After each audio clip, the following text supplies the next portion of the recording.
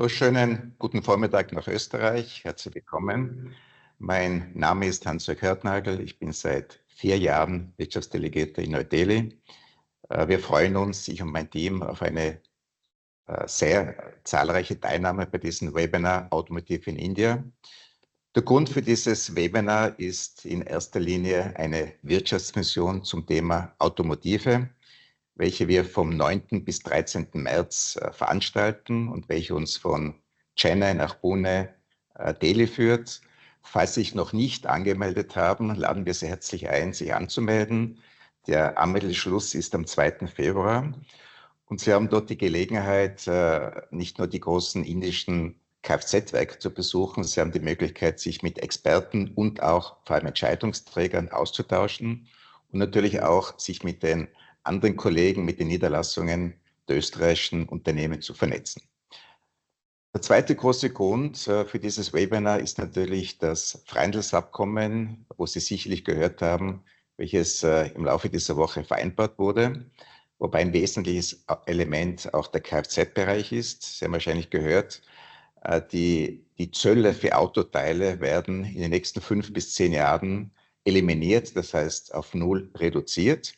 Und für Fahrzeuge gibt es eine jährliche Quote von 52.000 Fahrzeugen, wobei der derzeitige Zollsatz von 110% auf 10% reduziert wird, über den Zeitraum von 5 Jahren. Weitere Details fehlen dazu derzeit, sind noch nicht bekannt, erwarten wir in den nächsten 2 bis 3 Wochen. Wenn Sie wissen wollen, wie sich bei Ihren Produkten die Zölle abbauen werden, wie gesagt, ein Inkrafttreten ist nicht vor 2027 zu erwarten.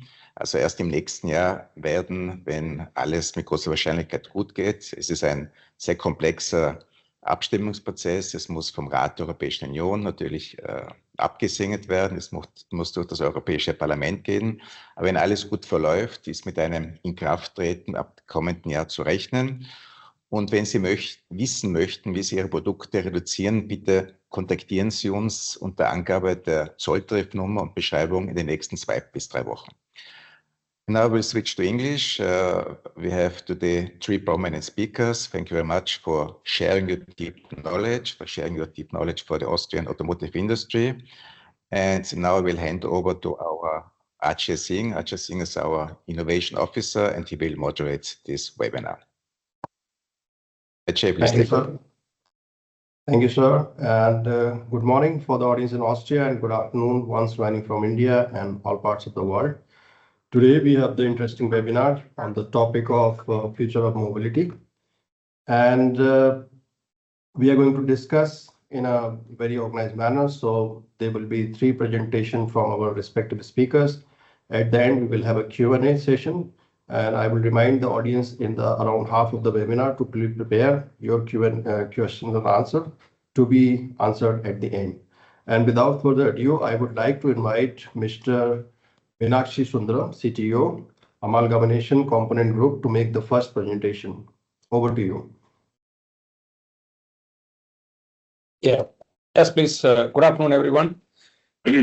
I represent Amalgamation, so I'm the CTO for the Components Group. And I have a small unit which I take care as CEO. Can we move to the next slide?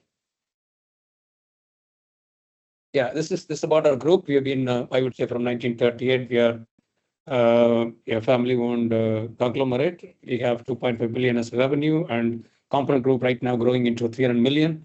We have individual R&Ds, 42 companies. We have individual R&Ds. We have also standard advanced engineering, which I lead.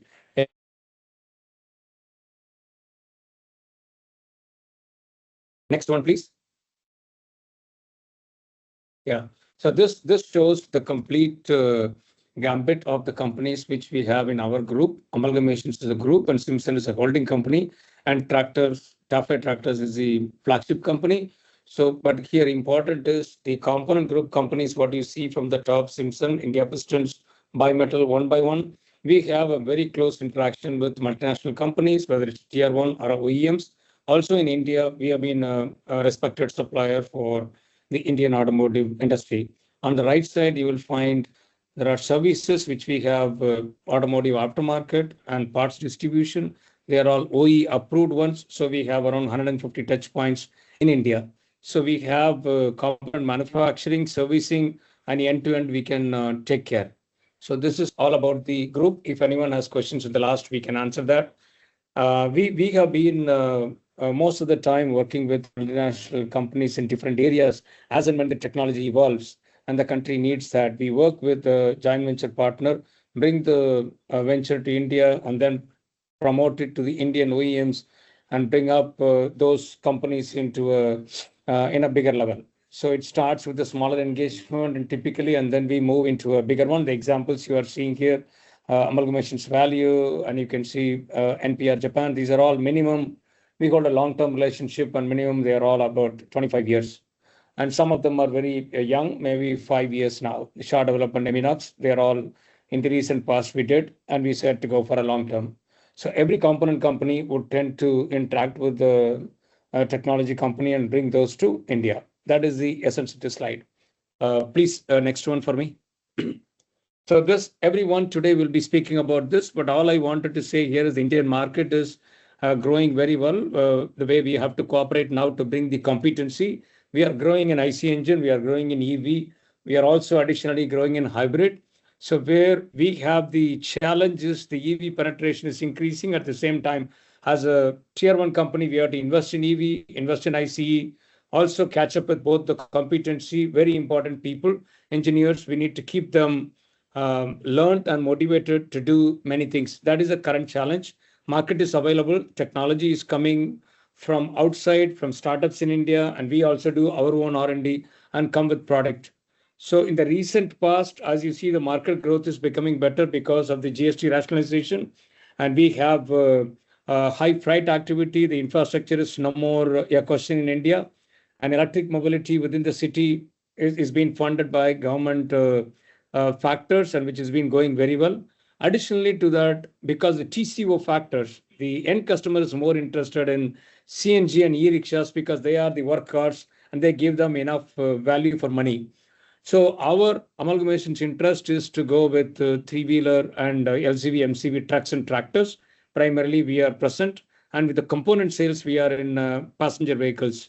So we are looking to interact with technology providers in the area of electronics, because as you know, the vehicle is becoming software-defined vehicle. So we also need to turn ourselves from mechanical component company into electronics and software. We have made our own small effort in bringing up a motor, controller, and battery pack, which are for off-highway. So that is the current situation of the group. What I wanted to specifically inform about the last slide is even though the market is growing, electronics is growing, the import is also growing. So there is a clear need to collaborate with companies who have experience and who have the competency. Also the customers abroad.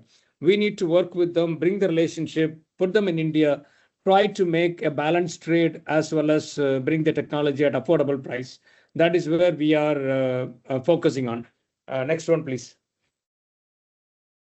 So here, when in my experience, interaction with OEMs and people, I can say in one line, IC engines, the game is of hybrids. We need to get well with that. And CAFE 3 is a challenge which we have. We need to provide cost-effective products and technologies. So that is a major work. And in EV, we all say that battery costs are coming down, cell cost is coming down, but still the battery pack with the BMS and a cooling system cost is not coming down as much as the battery cells are coming down. So we need to work together as a system to bring affordable EV powertrain is the second one I want to say. In hydrogen, we also have done some experiments with H2 ICE. FCV is still in POC level, which is a proof of concept, but at least H2 ICE, we all have tried, tested, and we know what it is and how to go with that. But the challenge is hydrogen storage and distribution. That's where we are in. Next one. Yeah, when we do collaborations, what I wanted to say here with all the people, this is generic to Indian companies, but also something specific to us. So we look at a long-term relationship. Number one, relationship is the key. Definitely, we are not rushing into money. And the tier one's always been looking for long-term associates technology from the multinational companies. So when we look at that, first is relationship come into picture, which is cultural.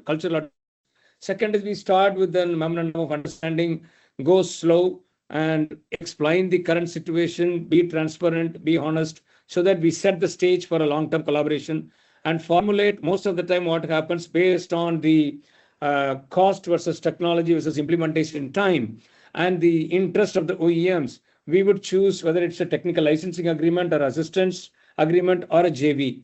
So this three is primarily defined by the market condition and the alpha customer. And if the customer comes up, then we generally look at minority, majority, and equal. So when I wanted to say minority, it could be 76, 74, 26. Majority, when we say majority for India and majority for the overseas partner, an equal partnership.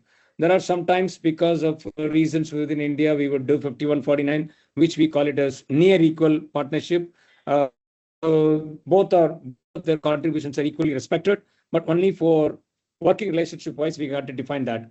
So whatever we do, it has to go into a long-term relationship.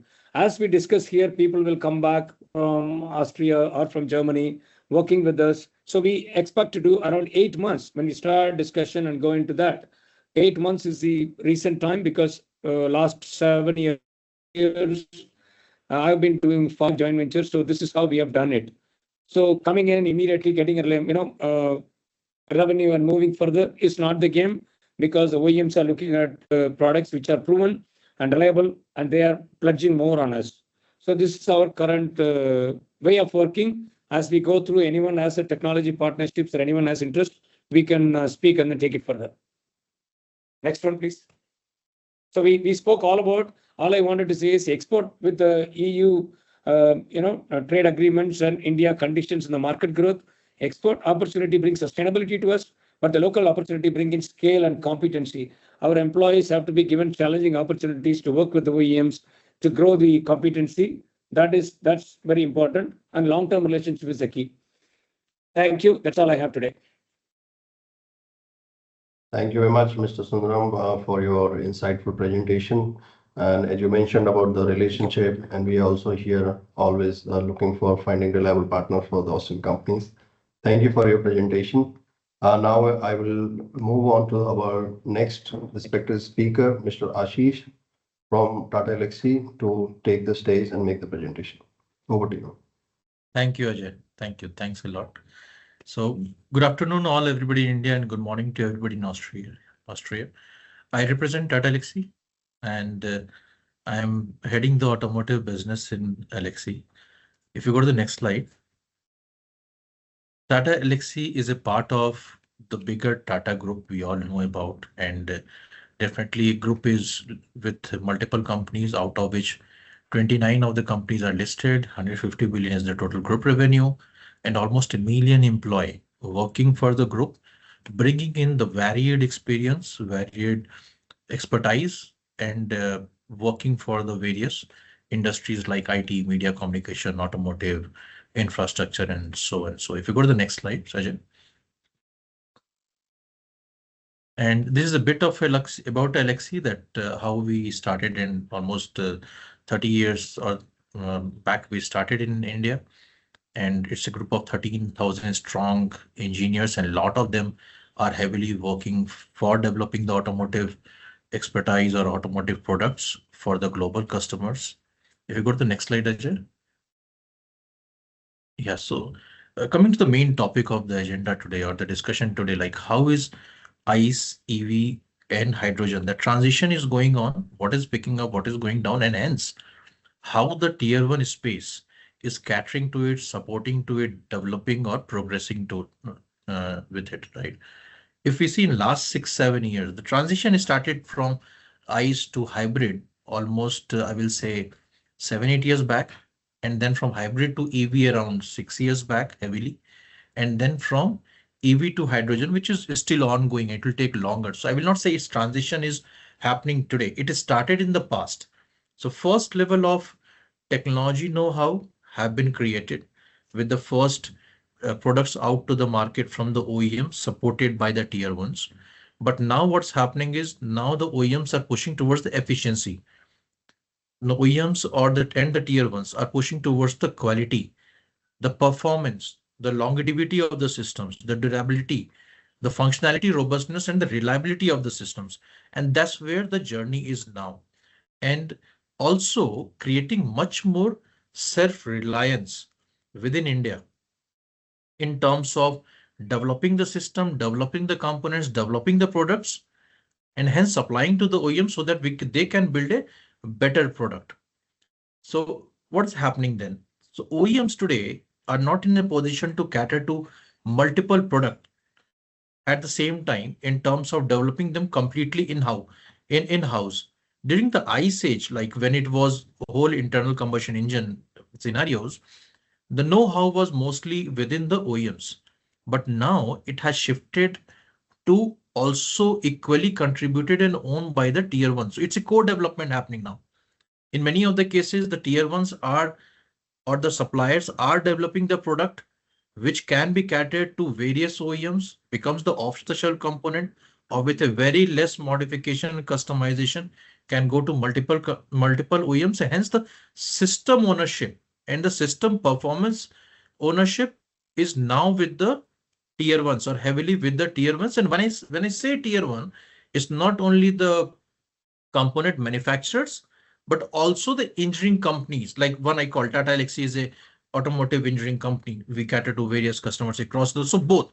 So the engineering companies, whether we call it GCCs or the Indian automotive engineering service providers, or the proper tier one manufacturers, these both are owning the systems which is now going to the vehicle. Another challenge, the faster technology cycle. It used to be a 4-year cycle, 5-year cycle before a new product will go out to the market. But today the competition is so high that every 2 years a new product has to go to the market. So ever-changing landscape, ever-changing need of introduction, investing into the new technology to have better and better efficiency, better and better output, and to create a differentiator.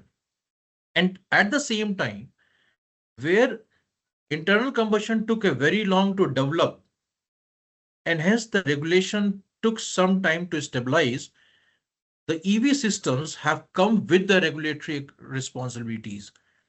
We cannot create a battery which cannot be recycled. We cannot do a EDU or a e-axle where the materials are very, very rare. We just now saw the constraint by one of the countries recently where they stopped the supply of the rare earth material to the various parts of the globe. So how do we create self-reliance and avoiding such things? So the tier one is going through all these changes right now, all these challenges, what exists today, right? Other challenges are like parallel components, parallel systems. They have to produce for the ICE vehicles also. They have to produce for the BEV or the EV vehicles also. Now the H2 also coming into picture. Yeah, rather right now, if I see that, if I go to the next slide, please. Ajay. So if you see here, in terms of EV adoptability, EV technology maturity in India, it's quite high now, I will say. Whether we talk about the tier one suppliers, there will be few names coming in upcoming slides. They're quite mature in terms of making the EV products, making the EV components, or I will rather call it EV systems, because they can now build a complete battery from the scratch. They can now build a complete EDU system from the scratch. They have the infrastructure, ecosystem, know-how of developing the whole power pack. And also in some cases, they are able to develop the whole fuel cell systems also, which can go as a single unit to the vehicle. So that's a drastic change which has come in. And there are some leading players who have seen it early, who had the vision of being the leaders in the market, and they invested heavily earlier into the game. Market maturity, I will say, if you call it out, it's quite high in terms of two-wheeler, what we heard from Meenakshi also earlier, right? Two-wheeler, three-wheelers, or the commercial vehicle. Today, any government agency is ordering the buses for the local transport is all EVs only. They are not ordering, and when they order in bulk. Similarly, they are also pushing with the various incentives and all, like FAME 3. from the Indian government is all about fueling the charging infrastructure growth, the battery swapping, or the public transport adoption for the EV systems. So heavily opening there. I will say, especially the area where the three-wheeler is considered as again a small commercial vehicle in India. The reason being it is used by the general public. It's a public transport. Today, I will say almost 80% of the market of the three-wheeler is almost moving towards the electrification or have been electrified, and it is rapidly moving towards that. There are a few very small players building it. Then there are some major players also like Mahindra and Bajaj building the EV three-wheelers. Tata Motors, Mahindra and Mahindra have actually pioneered in India, and these are all Indian homegrown companies who are now leading the EV markets in India. And for that name, even Tata Motors have also developed and now going to deploy the hydrogen fuel cell systems into the buses. So these are the few of the names I have put. There are many more. There are many more brilliant companies doing good. And these are all again homegrown companies, basically mainly to call it like Amara Raja batteries. They are heavily investing into gigafactories for the lithium ion cells. To another name, the Tata Autocom systems. They have the whole plethora of the ecosystem, the manufacturing facilities where they are right now producing the batteries. They are right now producing the EDUs for the various customers. Mahindra Electric have been pioneering EV from last almost a decade plus. Similarly, on the Sona BLW, developing very precision components for the drivetrains and all. And these are just to name few. There are many more which I have not mentioned, like the semiconductor. The Indian government decided, if you can stay on the slide, Ajay, the Indian government decided that we have to be reliant on the semiconductor. It started having discussion with the various business houses. And as a result of that, I will say that few companies to name like Micron and the Tatas, or the Tata Electronics precisely, have invested heavily to be self-reliant on the chips or the semiconductors. Similarly, on the cells, the companies like Reliance and the Agratas of the Tatas have again invested heavily, and they're now going to start the cell production within India. So it's all about what ecosystem exists today, improving it to cater to the EV together with the modernized or more efficient ICE, but also catering to the EV plus the hydrogen, plus the new entry, new investment, new very specific entity setups in order to cater to what is the need of the future. And the government is also heavily supporting into it, whoever is coming in. And these are the names of some of the Indian companies I said earlier. Like this, there are many other international MNCs also which has come in and set up the offices in India or the manufacturing. Like to say, Bosch exists from very long in India, developing for India. For names say Continental exists from long, AVL, FEVs. They're all existing in India, utilizing the Indian talent to develop the product and the technology know-how for the future. And to name, now we call about GCCs also. There's a huge push for new GCCs opening up in India. That's about all global competency centers. And they are not only coming to India because they want to develop it for India, but because to utilize the Indian brains to develop the product and the commodity for the future, or and to the global, for the global customers also. For namesake, the Magna has got it, the MBRDA has got it. Like that, I can name many. JCB has got it, Suzuki has got it. So like that, many are there who have got a GCC in India to develop the product and the know-how which can finally go to the vehicle for the future. So this again summarizes the slide here, like how the landscape is. The internal combustion engine is there to exist. It's not going anywhere in the recent time, but there's a very, very fine balance. Who needs what? And government is also having a very fine balance in terms of it needs to coexist. All the three opportunities, all the three EV systems, all the power systems or the propulsion system needs to coexist in the coming future because the demands are different. The internal combustion engine is going to exist in India for long, at least for another 15 years, minimum 15 to 20 years. because the rural public or the rural population is still to develop, the infrastructure is still developing to cater to the EV systems. EV has become mainstream now, more and more adoption. There was a hesitation in terms of public response that whether these EVs being adopted, there was a slowdown.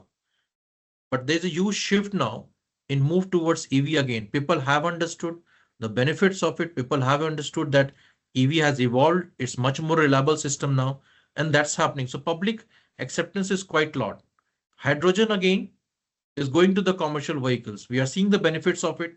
The companies are developing it, but we'll start seeing it in next 2 to 3 years. So the tier 1 space is right now already supporting the ICE, already supporting the electric vehicles, and also geared up to support the hydrogen systems also in the upcoming time in the future. We go to the next slide.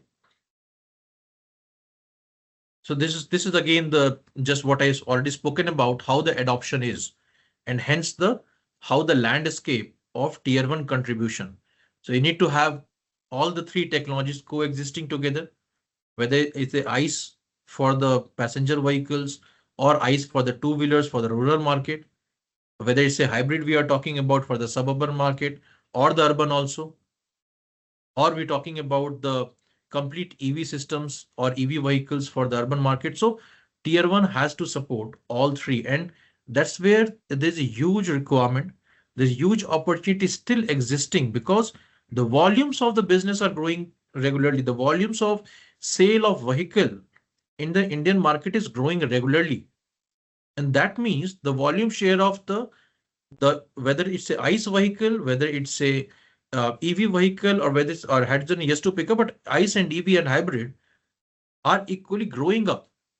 Hence, there is more and more in demand or need of more players to come into the market, more players to come into India to develop final product which can go to the various OEMs and various products of the EM. So this is the slide which I would like to end with, saying that yes, we understand that what's happening across the globe.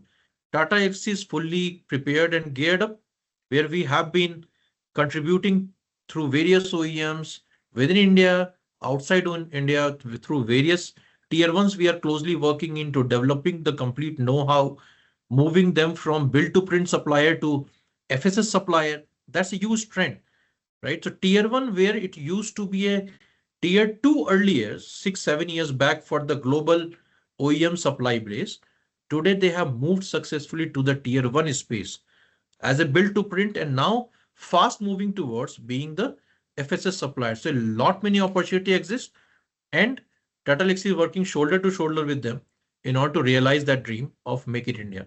I will end up there. Thank you. Thank you very much, Mr. Ashish, for the wonderful and very insightful presentation. I'm sure our Austin audience has already prepared some questions for you, which we will read it out after the presentation. Sure. And we have about half of the webinar, and this is my humble request to all the participants. Please post your questions in the Q&A text here or in the chat, and we will present your questions to the respective speakers at the end of the presentation. Now, without further ado, I would like to invite Mr. Ankit Trivedi to come on board and make the presentation. Over to you, Mr. Trivedi.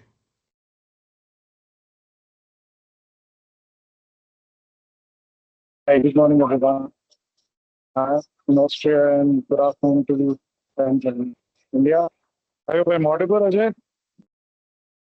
Yes, please go ahead. Yeah. So, Ajay, can you help this out? So, yeah, what we're trying to portray here, you've heard the industry perspective. As ICAT, I am representing here one of the test agencies under the Ministry of Heavy Industries, and we are responsible for implementing the regulatory regime as well as we are part of the policy making for the auto industry in the country. So, you can come about the first slide, Ajay. Yeah. So, ICAT is the International Center for Automotive Technology. We are a part of the National Automotive Board under the Ministry of Heavy Industries, Government of India. We were earlier functioning as a part of the ARAI, which most of you will know, the Automotive Research Association of India, that was set up as an industry bag research and certification institution, but then the government took their regional center north and also established other centers across the country under the connected project. So ICAT was one of the first full-fledged homologation centers envisaged and functional under the NAFTA project. We are notified by the Ministry of Road Transport as one of the test agencies. So the total investment that came into the country was to the tune of 37,000 crores, of which you can see almost one-third came to ICAP. The next slide, please, Ajay. So this, what you're seeing here, the 91 crores is basically just the initial investment. After that, we have augmented facilities multiple times. I'll just be taking you through that slide at the end of this deck. So currently, just telling you what we have with us is an end-to-end solution for testing, and all the key players in the automotive market, right from two-wheelers up to heavy commercial, they are the key customers of ICAP. The next slide, please.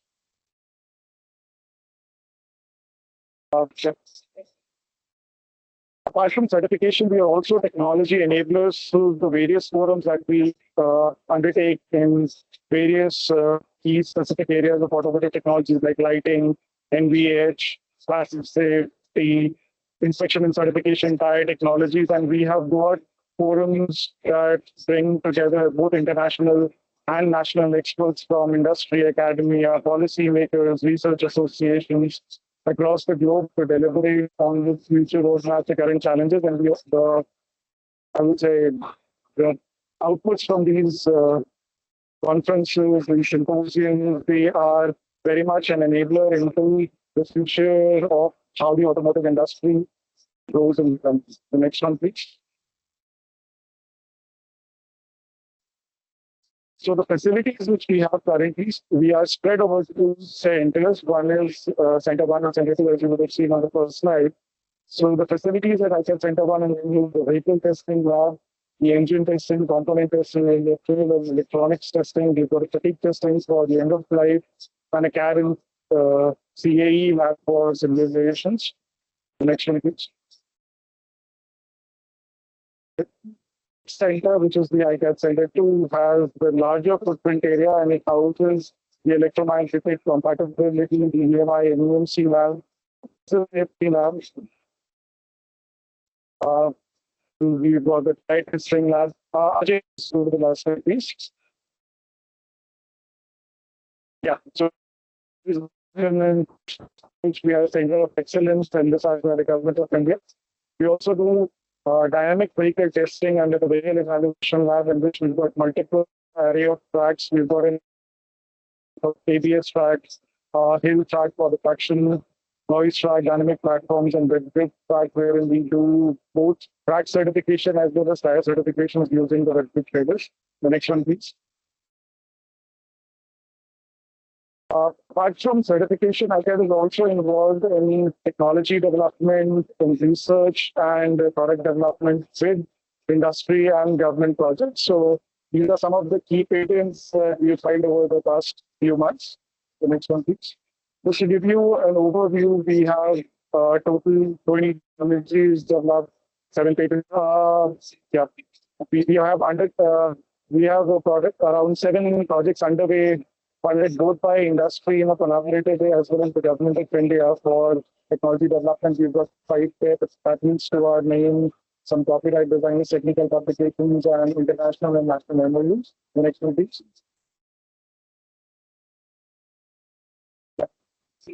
Apart from supporting the Indian automotive industry, we also have the global certification partners, which I thought would be of relevance to this forum. So not just for selling the products in India, we also help get the product certified and developed in the country for global markets with our certification partners. So if you can just see, there's some listed: ECA, Kiapin, Korea, Indiara, Q, SGS. So we have got global entities that help us certify and develop products for almost every market where automotive industry is in the globally. Also, as a country, if you want to bring your product, this is the last one. want to bring your products to the country. So just know that the custom duty on importing a prototype vehicle, that is exempted if you are bringing it specifically to ICAT with the permission to the government and for testing and certification. Go ahead to the next one. I'll just include bits of the MOUs that we signed. Yeah. So now coming to it, as a testing and certification body, like I wanted to give you a perspective of why the standards matter. So it's not necessarily just a certification regime that we're establishing, what exactly lies behind the intent, since we are a part of formulating those standards. So safety, sustainability, and global competitiveness of the products that we envisage and certify in this country. Then technology transition, as we heard the previous speakers talk about. Ajay, would we stay on the last one, please? Yeah. Technology transition, as we heard, like we moved from, you would have known that India leapfrogged from the BS4, which is analogous to the Euro 4, retrieved to the BS6, which is similar to what Euro 6 norms call for. So regulatory clarity helps the industry have a technology clarity, transition roadmap, which in turn helps them invest and align the product development accordingly, and also the trust and market access to the people who want to enter the Indian market. If you've got a standardization regime that is clear, it just helps with that. Can you go to the next one? Yeah. So just giving a perspective of India and the global automotive, we are one of the largest automotive markets in the world. Also, the manufacturing GDP of our country, I would say, auto contributes almost half of what is being manufactured in the country as a date. So you can just imagine how enabled and supported the industry by all the mechanisms that exist across the country to support automotive players. The rapid transition across we heard about the IC, how it is growing towards the alternative fuels, towards the EV technologies, which is enabled both by the policies as well as the requirement of sustainability, which is and that has over the past, I would say, last decade, we have heard the growing global responsibility towards keeping the environment safe and having the responsibility about what each one of us is doing to the environment. So EV technology is one of those things. And hydrogen, needless to say, both as ICE and as a fuel cell technology would be something which it is, it is right there, but I would say it's still in the nascent stage in terms of the commercial application and the large scale adoption. Also, in terms of where we are headed in standardization in India, we are having a very strong focus on global harmonization with the ENIC norm. So that just helps not reinventing the wheel when you're trying to bridge a product line between European and Indian markets. Next one, please. Just to give a brief roadmap of where the regulatory framework of India is headed. We have had braking, hydrogen vehicles, ADAS, all being notified over the past few years. The EV charging, rolling sound emissions, which the EVAS basically, but we follow the vehicle audio systems, which help identify an EV not being super silent for the pedestrian safety. Then the WLTP, rear driving emissions, even data recorders, all in terms of the safety requirement, they are being notified in the current year. As we go ahead, we'll see requirements in tractors and CEV in terms of road transport, in terms of the tank vehicles. Going further ahead, we will be seeing augmentation of the existing ADAS standards and the Euro 7, which is expected somewhere in the next 2 to 3 years. And then level 4 autonomy, which we're all talking about, for the complete autonomous vehicles, the transportation engineering division of the DIAS, we're strongly working on that. The next one, please.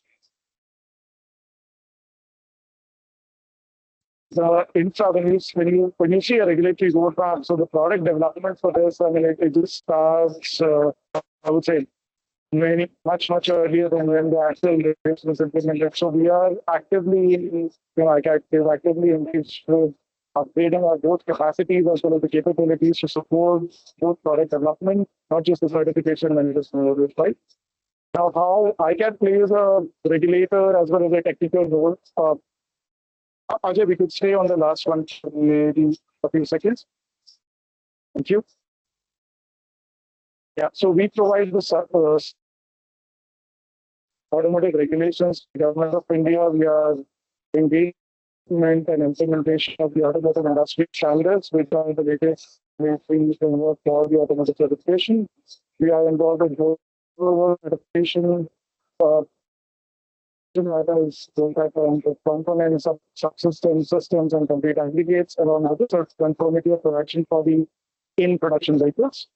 Going ahead, we support multiple ministries on automotive-related policy and regulation, including our trade ministry. So just given a brief outlay of how we are engaged in the various government entities. So with the Ministry of Road Transport, we are part of the Technical Standing Committee of the Central Motor Vehicles, the Standing Committee of Emissions, the automotive industry standards, the motor vehicle registrations. With other agencies, just to name a few European standards, we are involved in the rulemaking for e-mobility, intelligent transportation system, ADAS, drones, medical equipment, inspection and certification regime for the end of life. With the Ministry of Environment, Forest and Climate Change, we work with the emission and noise for gensets, and Ministry of External Affairs in India, we are giving them technical consultation for the automotive procurement as well as the exports that we give out. Ajay, we could just stay a few seconds on that one. Yeah.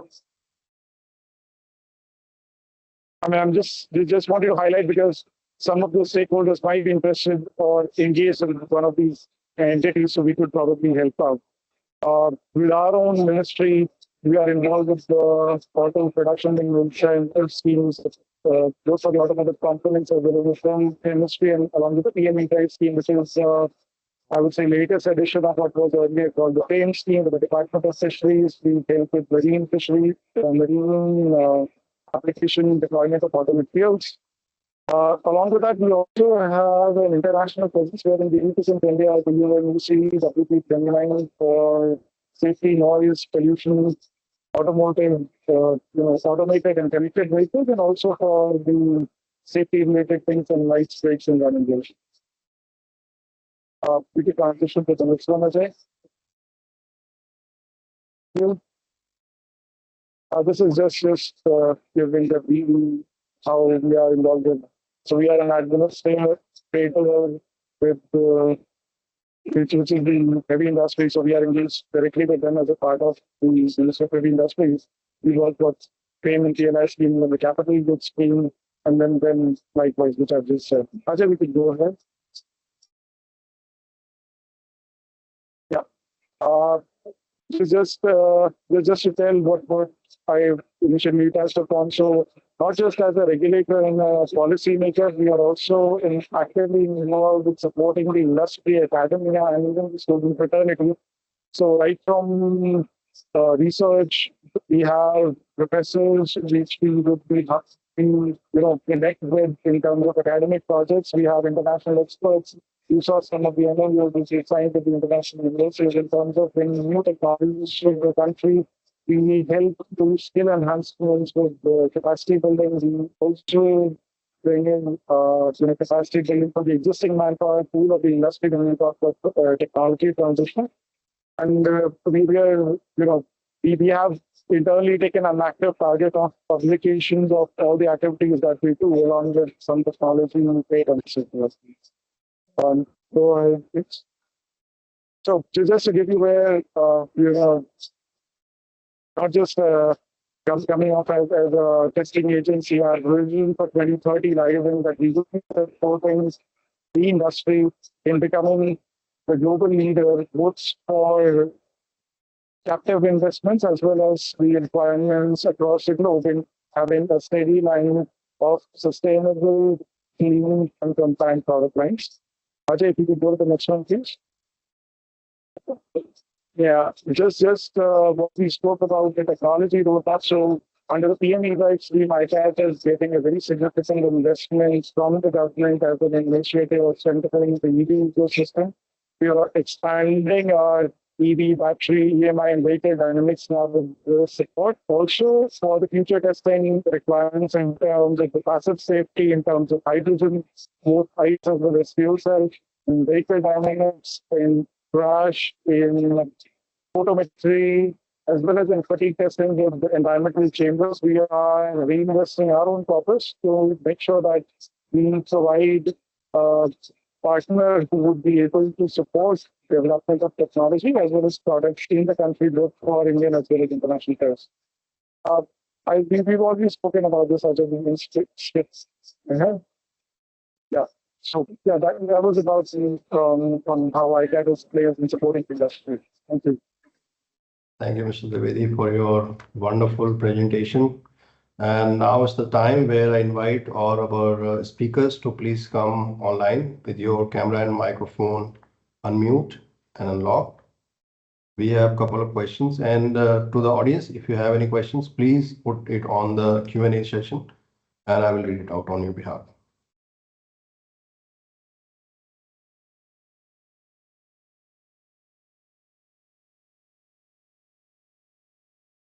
Okay, this is a general question from Thomas. Yes, we will share the presentation after the meeting.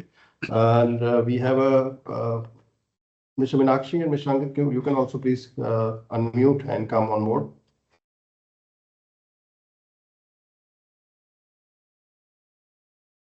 Can you say that again? Sorry. Can you please turn on your camera as well for the Q&A? Yeah, okay, perfect. I have noted down the questions, and of course, we discuss about the future of automotive in India, and we all very fairly share the same future. I am also the proud owner of a Tata vehicle, but when I made the purchase decision, I was also definitely confused between hybrid, EV, and ICE, and I maybe made a balance. I won't tell you which car, but yes, why we have so many offering, and which offering, as I understood, it's more on the public transport, which is companies are focusing on. So you talked about two-wheeler, three-wheeler. My question is more on the person who is going to office and who are using a car for their daily commute. And what do you think, where is the future of automotive is going? I would maybe ask Mr. Meenakshi first on the question. And what is your recommendation or your findings on the future of automotive in India? See, in our front, it is definitely hybridization. So I would say the intersection between motor and engine becomes more important. Calibration and getting into right fuel economy. So hybridization is number one. So in that, software control plays a major role, as motor has become more or less a commodity. Controller is still a technology, and software is the way to go. Second is SDV, which is software-defined vehicles. So we are looking at the vehicle getting more or less software-defined in India. So we need to concentrate there. That is true. And third one is from a customer standpoint, the TCO is important. Total cost of operation has to be lower. So we need to look at technology products which are right for our market. So that's where we need to concentrate. And on the two-wheeler front, I think we have, as usual, we have done a very good job, and we are there. We have made our own products, our own innovations, and we are there with the customer. So that is why it's growing. Thank you. Thank you, Mr. Meenakshi. What is your take on this same question, Mr. Ashish, the future of automotive, and when you talk about not the masses, but regular customer? Yeah. So I will say, if you see the current transitions happening, right? So EV is coming mainstream, right? That will come in. But to bridge the gap, especially the strong hybrid with the pure EV ranges are a good product to have. So because for the city commute, if I have a pure EV range, maybe a 80 kilometers or 90 kilometers, a smaller battery, which is economical, easily chargeable, fast chargeable, but that gives me a pure EV range to commute daily. Plus, as well as a good size engine, which can actually take me to the highways and all, which can eliminate the range anxiety. That's also a good product. If you see the recent, many of the companies are focusing on hybrid as well as parallelly developing the EVs also. So I will say, especially for the urban market, for the local commute, both are the good answers. Thank you, Mr. Ashish. And you, Mr. Ankit, what is your take on that? No, I think I'll go with what Ashish just said. So hybrids are something which would tend, they tend to bring down the customer anxiety on the range. And they also help you give a natural transition from an ICE consumer, because we're talking about consumer perspective. So as an ICE consumer going to a pure EV, they talk about having a single vehicle owner, then a hybrid presents a natural choice. And it's always a chicken versus egg problem between the weight and the battery range. We have a question on that, on how important is lightweight design for India in future. Maybe we can start with Mr. Ankit first. You have got two technology experts. I would have wanted Meenakshi to answer that first, but okay, I'll go with it. So when you say lightweight versus the battery, so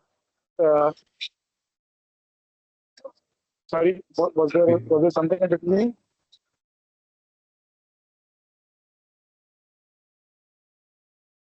I think there's Okay, can I go ahead? Yeah, please. Repeat the question again. I'm sorry, the voice was breaking. The question is, how important is lightweight design for India in the future? I think you're talking about the vehicle, the lightweight vehicle design for India. Yeah. Yeah. You see, when you see with the Cafe 3, very important is where you place your vehicle, and that is one. It is definitely we have for EVs. Yes, it is going to play an important role in also compactness of the vehicle. And when you come the platform versus the vehicle, it is very important to apply that in many more models to come. So lightweighting is definitely imbibed, whether it is IC or EV, it has to go towards the lightweight. There is definitely an intersection between weight and cost. So we stop and see the value. We don't want to reduce the weight of the vehicle on a particular cost. And it's all about optimization, topology optimization, or we are getting into component functional integration where we can reduce the weight. So we need to stay within the cost band, try to reduce as much as possible. Yeah. Maybe I will toss you another question on the use of fiber composite material. Is it interesting in the vehicle production? Carbon is one of the where we can use. It's getting popular, and the raw material is becoming better cost to use, and composite preferred in areas where battery casing is trying, but still it is in a nascent stage to be probably for components like controller casings, everything what we are doing with aluminum right now. Probably we can look at composites, and battery housings we can look at it, and certainly the body parts, fenders and everything is getting composite. So that 6-7% of the automotive components can be looked at it. Very important is the processing of the materials what were done outside India. Earlier it was duty. Probably the EU duty portion when it reduces, when we get more of a carbon to India, it might get okay. From Australia, Europe, these are two areas where composites are coming to India as such, not from China or Malaysia. So if this gets better, probably we can use in more of the components, the 6-7% usage by weight. I'm not talking about by volume or by number of components. 5-6% of the weight of the vehicle could become composites in the coming days.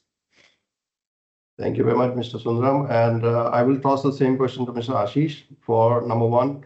The question is about the weight design on the lightweight, and the second is use of the fiber composite. Over to you, Mr. Ashish. Sure. So lightweight is important because we see the battery introduction of the battery to the vehicle has added to the weight. And again, as you said, it's a chicken and egg. As much weight you have, the lesser range you get. Now, there are two ways of lightweighting. Either you have a denser energy density into the battery, hence you have a smaller battery, or you offset it by the lightweighting in the rest of the vehicle. So that you have a lighter vehicle and hence you get a better range. Plus, then rest of the benefits of cost reductions and all comes into picture. So lightweighting is, I will say, it's one of the mega trend right now, in addition to the electrification. So both are going hand in hand, and we keep getting the weight targets for the continuous reduction in the weight over the vehicle. And if especially what has happened in the earlier time was there was no EV specific platforms. It is always the ICE platform converted to the EVs. So those are not built to actually offset the weight which is getting added by the battery. So it has become important that we remove or reduce the weight of those vehicles, those platforms, or we create a EV specific platforms which is much more lightweight. And that there comes in picture the mega castings, right, where you have a single casted bigger components and hence you really remove many of the components around. There comes the trend of utilization of more and more composites on the vehicle, whether it's the interior trims, whether it's the central console, where is the fenders and all. Yes, the processing is I'm back again. Yeah, processing is still a tedious task, but definitely that is come into the picture that what alternative material we can utilize in order to be lighter over there. So those are coming into picture, and I will not limit it to the composites. It has gone beyond composites. There are many biomaterial being looked into or researched into, which can be implemented as a lightweight plus biosustainable or sustainable solutions also. So definitely those requirements are there, those needs are there. It's no more a good to have. Now it has become must to have. Thank you, Mr. Ashish. And Mr. Ankit, what do you think on the same questions on the use of the fiber composite and plus the lightweight design for India in future? There was a reason I asked. I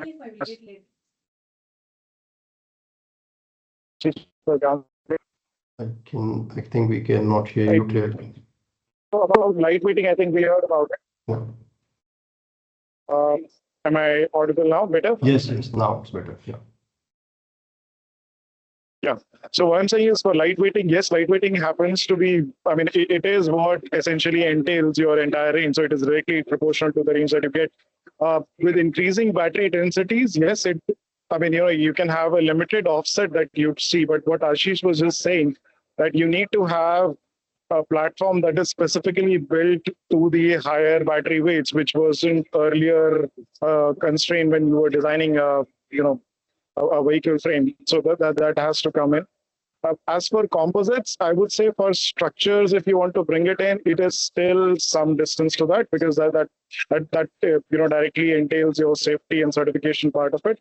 But yes, there are a lot of interior components, lot many things that you could utilize apart from the core structure, which can directly help you reduce that weight, as well as probably give you some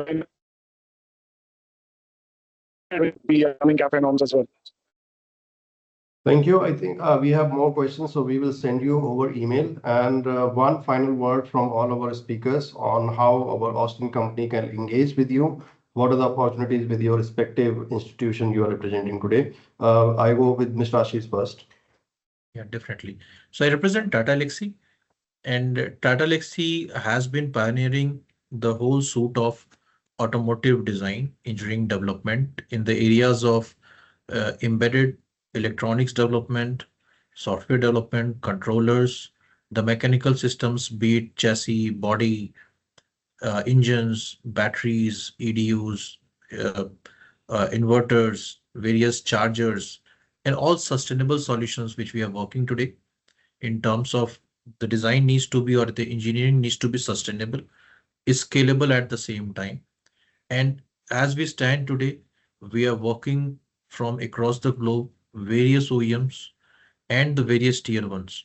So we are very well placed to help you establish in India. If you're coming to India as an engineering company, or as a tier one company, if you want to come establish a base in India in terms of engineering capabilities and all, we are very well placed to help you with that. Or if you want us to integrate with you while you being there, and servicing you with the engineering services, engineering know-how, engineering expertise, which is full end-to-end, from early attribute definition to concept to design to engineering to development, validation to launch.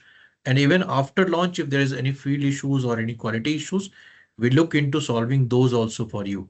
So Tata Elxsi is pioneering the same in last 30 years and well placed to engage with you. Thank you very much. Mr. Meenakshi, from Austin company perspective, what are the opportunities they can expect from your respective institution? Okay, I would say that hybridization, whatever technologies Austrian companies may have, so it is the right way to bring it to India. If amalgamation has to work with them to see where and which customer we can do, we can look at it in a business case basis. We can definitely look at that. Hybridization and component technologies is one area, and second is the battery management system per se. It's still in I would say import stage in India. Primarily software is done in India, but still the BMS as architecture is still kind of imported in India. So there is an opportunity there which we can look at it. And third is, as somebody touched base with, the sustainable solutions for components and end of the life of the components which can come from EU or Austria, we can look at that. So these three are the areas right now which we would look at people to work with us are open for ideas there. Thank you. Thank you, Mr. Sundar. Ankit, on the same question goes to you. The expectation from the Austin company should be from ICAT. So I would say right from scanning the regulatory, requirements as to what product you want to bring to the country, also, planning out to find your vendor network or, allied industries that you want to go have an outreach to the auto industry. You can do that. If you want to connect with the existing government schemes wherein you want to, participate or probably make in India, as a manufacturer, we'll be happy to support you there. Apart from that, we also undertake both testing, validation, product validation, design validation. So those activities, in case you have a ready product which you want to bring to the Indian market, it's always a good thing wherein you bring it to a place that knows what's needed for the compliance part, and we can help you come to a level where it's compliance ready for the Indian as well as any other global company. Thank you, Mr. Trivedi, and thank you all the respective speakers. And with that, we conclude the webinar. And this is my humble request to the audience to please note down our upcoming event, which is happening. First is we have Automotive Indian WIMI or the trade delegation happening in 9th of March till 13th of March. And then we have an interesting future journey, India Soft, in the same month. We will continue with the webinar series. The future of green tech will take place on 6th of August. And then the trade mission Green Tech India will also be coming to India in September. Please keep an eye and please invite and join all the Austin company to take this opportunity to either join us with the webinar and experience country with joining the trade delegation to India. With that, we would like to conclude the webinar and we look forward to meeting you all in India very soon. Thank you very much. Bye-bye. Thank you. Thank you, Ajay. Thanks for this. Thank you. Thank you. Thank you, everyone. Thank you for the opportunity. Thank you so much, everyone. Thank you.